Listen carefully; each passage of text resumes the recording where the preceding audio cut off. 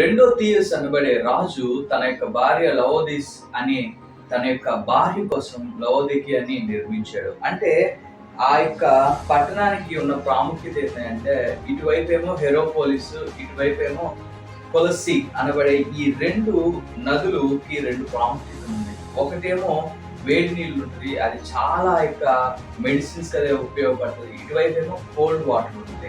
ఆ యొక్క రెండు వాటర్స్, ఆ యొక్క రెండు నీళ్లు నదులు కలిసి ఈ యొక్క లవోదికియాకి వస్తా ఉన్నాయి. అంటే ఈ లవోదికియాకున్న మెయిన్ డ్రాబ్యాక్ ఏంటంటే ఆ రెండు నదులు నీళ్లు కలిపి వస్తాయి. అంటే వేడి నీళ్లు, చన్నీళ్లు, ఈ రెండు నీళ్లు కలిపి వచ్చిన తర్వాత ఏమైంది, ఆటోమేటిక్ గా మైక లూప్ వామ్, అంటే అటు ఇటు కాకుండా కొంచెము వేడిగా కొంచెం చల్లగా మధ్యలో ఉంటూ ఉంటాయి. ఆ యొక్క పరిస్థితుల్లో ఏమైందంటే కొత్త సమస్యలు, కొత్త ఆరోగ్య సమస్యలు ఈ నులువచ్చిన నీళ్లు ద్వారా అనేకమైనటువంటి సమస్యలు రావడము ప్రారంభించబడింది. అంటే ఒకవైపు ఏమో వేడి నీళ్ళు ఒకటే వచ్చినా సరిపోయేది, లేదంటే చన్నీళ్ళ వల్ల దానికి ప్రాముఖ్యత ఉంది. ఈ రెండు నదులు కలిపి వచ్చడం వల్ల ఏమైంది అంటే కొత్త సమస్య ప్రారంభమైంది.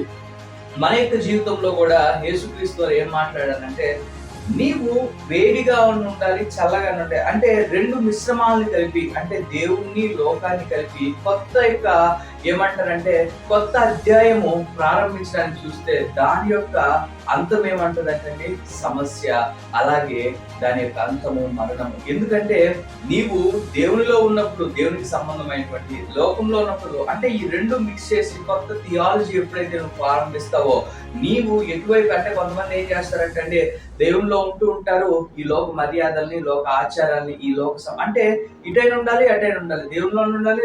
అంటే నువ్వు వేడిగా ఉండు, చల్లగా ఉండు, ఈ రెండు కలిపి చేసినప్పుడు కొత్త సమస్యలు ప్రారంభమవుతుంది. ఏ విధంగా ఉంటావు?